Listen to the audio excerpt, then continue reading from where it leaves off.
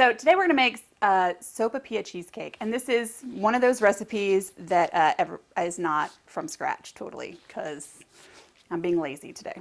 So we're going to start with the cheesecake filling. I have a pound of cream cheese and a cup of granulated sugar and a teaspoon of Mexican vanilla.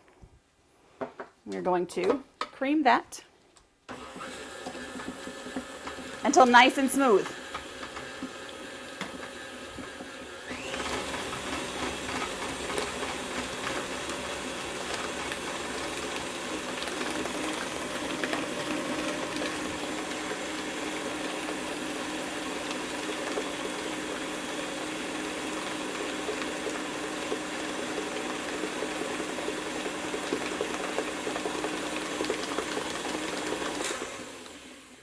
Doesn't take long.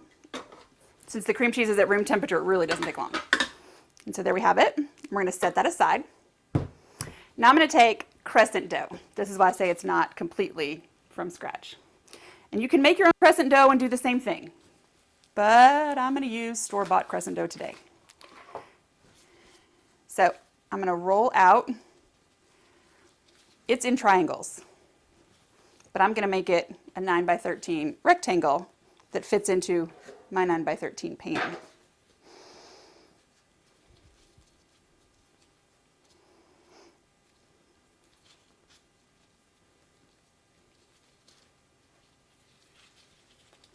Once I figure out how to unroll a crescent roll. Who knew it would be this difficult? I probably should have, because this is not something I do often. Okay, so I have a little bit of flour on my counter. There we go. Put a little bit of flour on top. And then I'm just going to use my rolling pin to make it one solid triangle. A little more flour.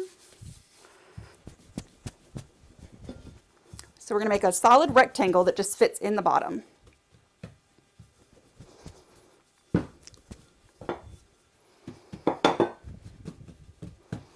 Kind of like that.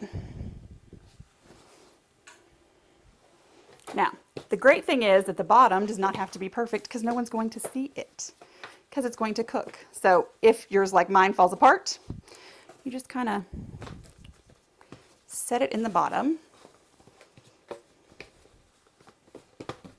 and make it look good. Like that. Okay?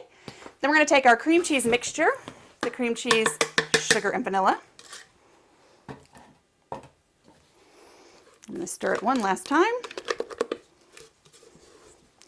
Then we are going to pour it out on the top.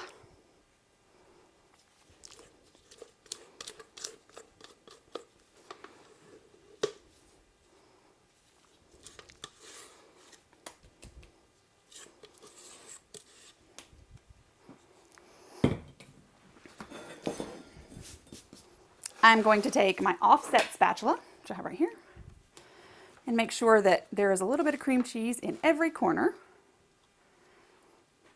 Because what is cheesecake without the cheese?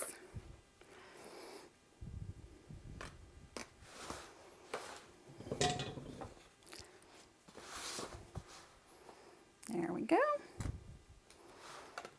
See it just like that. Now I'm going to flour my table again and take my second roll of crescent dough.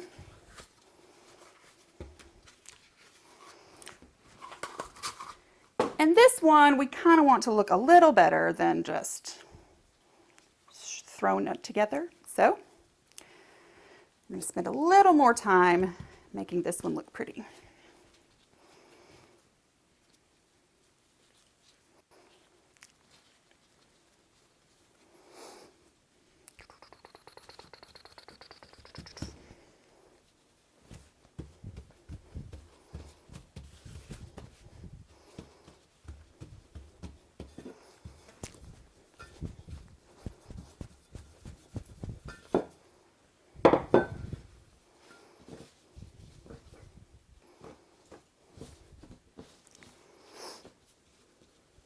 really want to do is get all these pieces to stick together.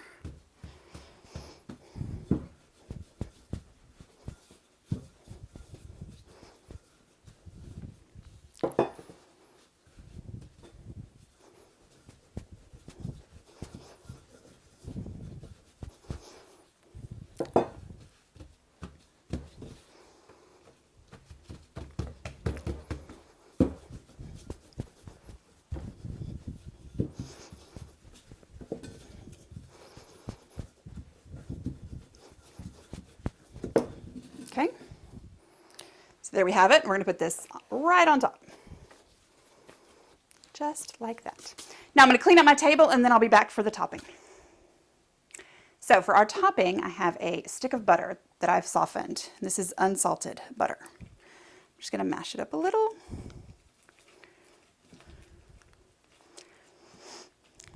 And then I'm going to add 3/4 of a cup of sugar and a teaspoon of cinnamon.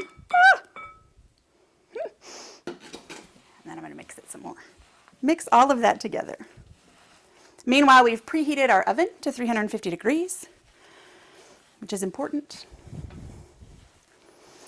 And this is not, it's not going to bubble over, so that's not why I use the cookie sheet with this one. There's no threat of it getting on the bottom of my oven. But the aluminum foil pan is a little flimsy, so I put it on my cookie sheet so that I don't have as much trouble getting it in and out of the oven. So see, once we are at the stage where everything is incorporated, but butter, sugar, and cinnamon, we're going to just drop onto the top.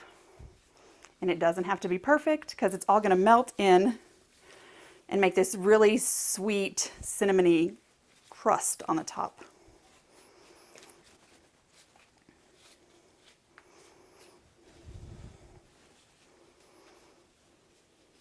Just like that.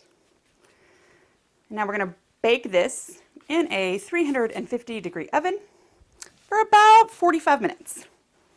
And then we'll be back. So it's been 45 minutes. Our sopapilla cheesecake is out. And our last thing to do is 1/4 cup of honey, or 4 tablespoons. So I'm just going to use a regular bowl of soup spoon. And then I'm going to drizzle honey over the top.